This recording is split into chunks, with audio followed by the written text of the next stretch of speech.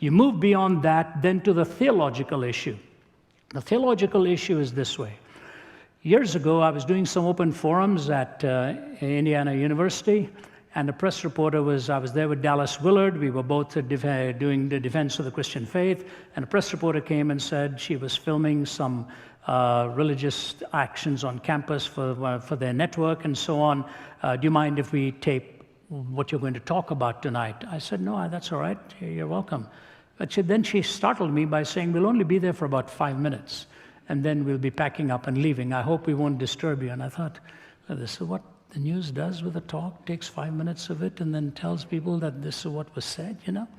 I thought, okay, I wasn't going to argue with her. I said, ma'am, you're welcome to leave. Just tell your crew to be very quiet, because once I get into the thick of it, I really don't like the distraction, and they'll be quiet, slipping out, I'll be okay.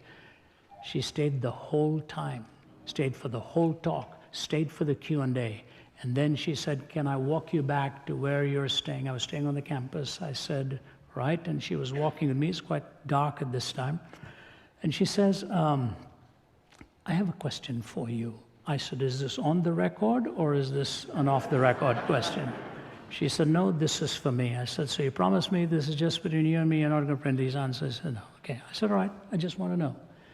And so she said, you know, I have a problem with Christianity, and here's my problem.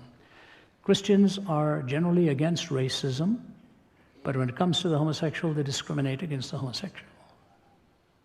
How do you explain that? I said, I find your comments so interesting. In the first part of the question, it's an ism you're talking about. In the second part of the question, you particularize it with an individual. So I'm just fascinated by that, but that's okay.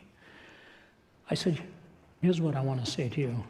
The reason we believe that discrimination ethnically is wrong is because the race and ethnicity of a person is sacred.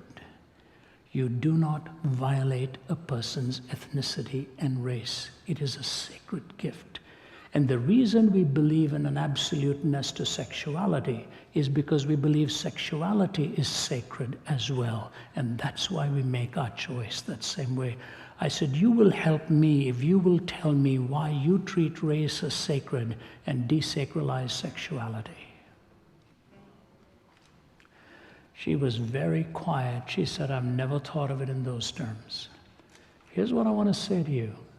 Marriage, as God has given it to us, and if you take the whole corpus of the worldview, is the most sacred relationship into which you will enter.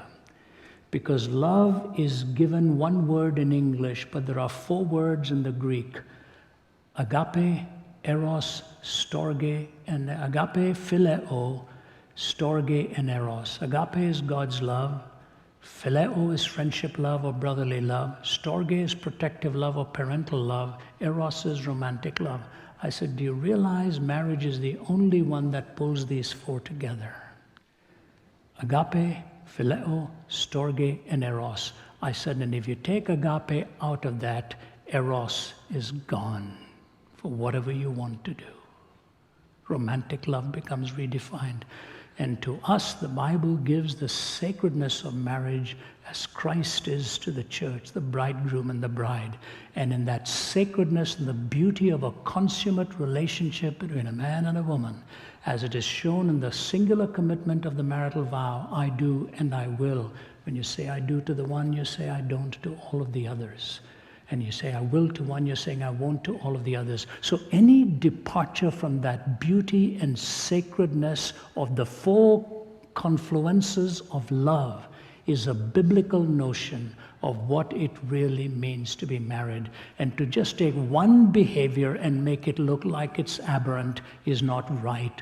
All departures from that are not acceptable in the sight of God. The theological position is a consummate relationship between a man and a woman in the procreative act and in the sacredness and paying each other the ultimate compliment of taking each other at their word. So theologically, this is the way we see it. Sociologically, we've been put into a conundrum. So we come then in relationally, how do we deal with it? And here's the hard part. But you know what? And my wife will tell you this, others will tell you this who know me.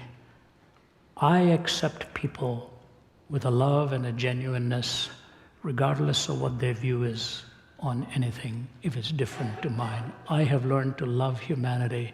I can put my arm around a person who has a different view on marriage or a different view on politics or whatever, and just say, God gives you the most sacred gift of the prerogative of choice, but God does not give you the privilege of determining a different outcome to what the choice will entail.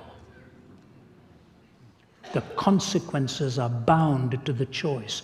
And you go right back to the book of Genesis, and it tells you, you do what is right, will you not be accepted. But if you don't, sin stalks at the door, desires to have you. And so when I look at the sacredness of marriage, any change from it, from the biblical point of view, is a departure from the biblical mandate. But at the same time, the Bible commands us to love even those with whom we disagree. And our responsibility as the church is never to hate the individual. Our privilege is to love. And only God can change the heart of a person. And God is the ultimate judge. And in a pluralistic society, let us as Christians be both light and salt and learn to love one another.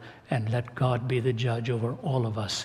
He is the one who is pure in his judgments. We can make errors. Those are the 3 panels I want to leave with you.